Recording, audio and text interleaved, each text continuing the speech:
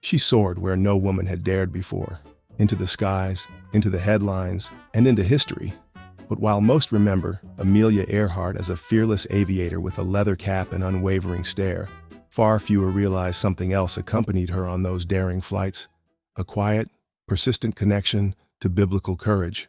Amelia Earhart may not have worn religion on her sleeve, but she wasn't flying without faith. In letters, speeches, and quiet reflections, the thread of spiritual resolve appears again and again. One verse, in particular, seemed to echo across her ambitions. Joshua 1:9, "Be strong and courageous. Do not be afraid. Do not be discouraged, for the Lord your God will be with you wherever you go." Now it's worth noting, Earhart wasn't conventionally religious. She questioned orthodoxy. She didn't regularly attend church.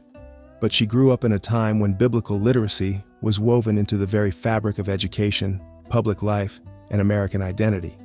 And even if she didn't preach from pulpits, she carried verse in her bones, as a moral compass, as a motivational tool, as a pilot's North Star.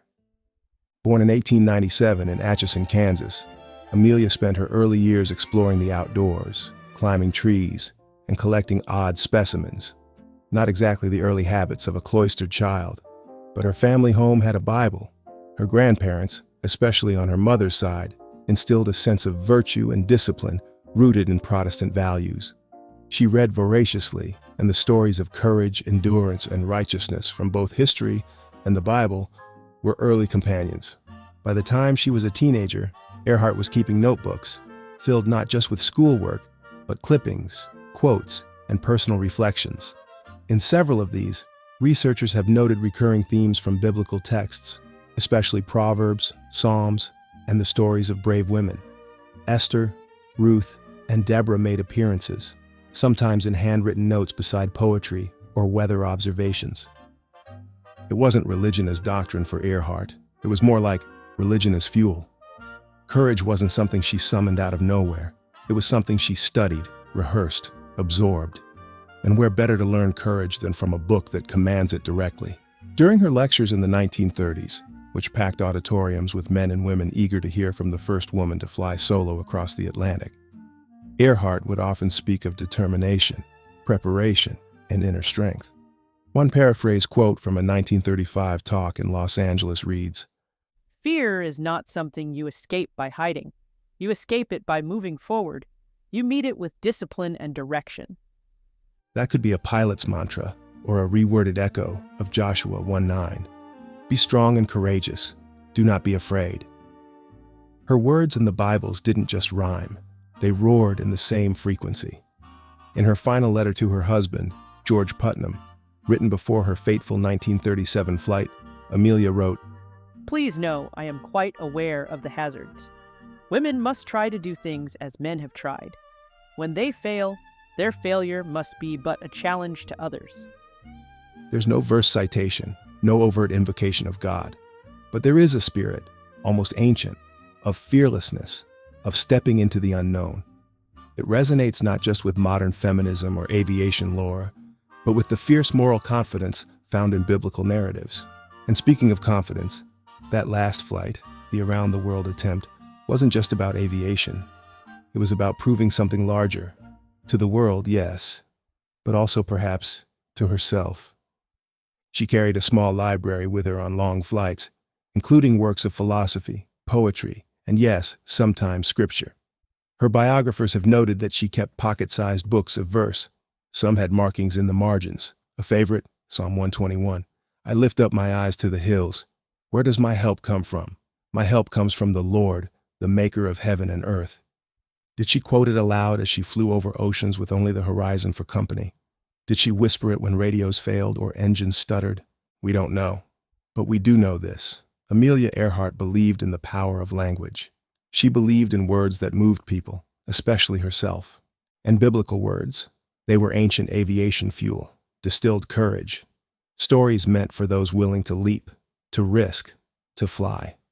There's a tendency to mythologize Amelia Earhart, to make her into a statue or a slogan.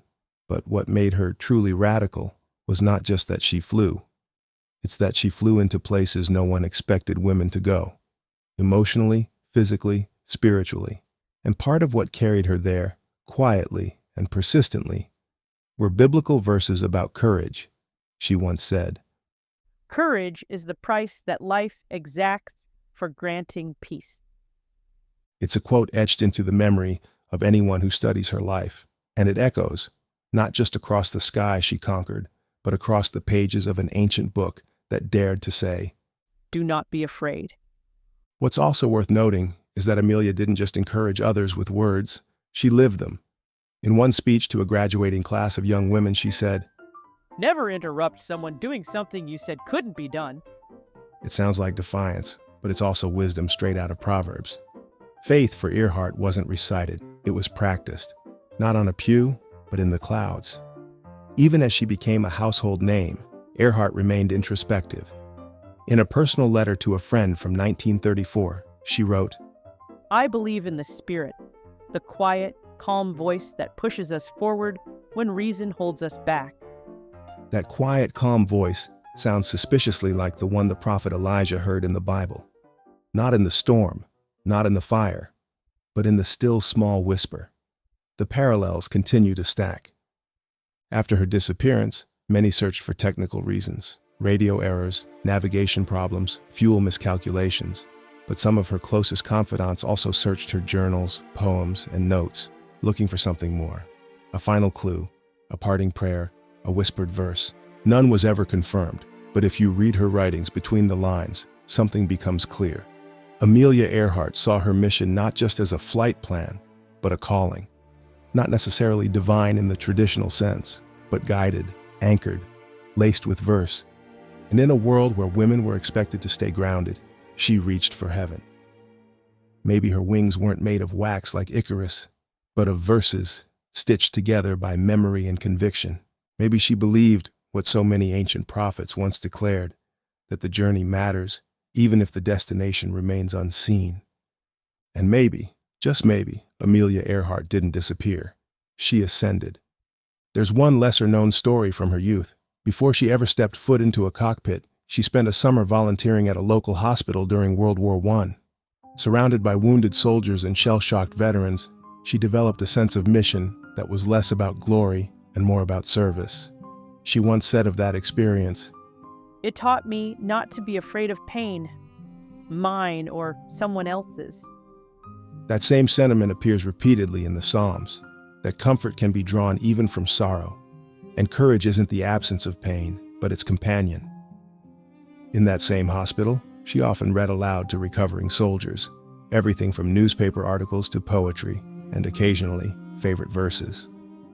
The impact of those quiet moments likely shaped how she later saw her own flights, not merely as acts of rebellion, but as gestures of healing, clarity, and proof of what the human spirit can endure. Even her interest in engineering and mechanics, typically male-dominated spaces, was, in her words, a matter of curiosity and utility. But there's a deeper echo here, too. Ecclesiastes reminds us, whatever your hand finds to do, do it with all your might. For Amelia, this wasn't just metaphorical. Her hands found wings, and she didn't hesitate. And then there's her love of poetry, especially works that blend longing, transcendence, and resolve. She once quoted Christina Rossetti's "Who Has Seen the Wind?" and added in the margin, Like faith, felt, not proven. It's a small note, but it captures so much of her inner world, drawn to mystery, driven by feeling, always testing boundaries. That quote, combined with her readings from Job and Psalms, paints a portrait of a woman both poetic and practical, spiritual and skeptical. And maybe that's what draws us to her still, not the flight suit or the mystery, but the quiet inner life that soared just as high. The belief that courage and calling can coexist with doubt and danger, that a single verse, carried in a pocket or whispered before takeoff, might just be enough to face the unknown. If you're inspired by stories where the sky isn't the limit, but the beginning, and where courage wears aviator goggles and carries verses in its flight log, subscribe for more. Beyond Genesis is still climbing.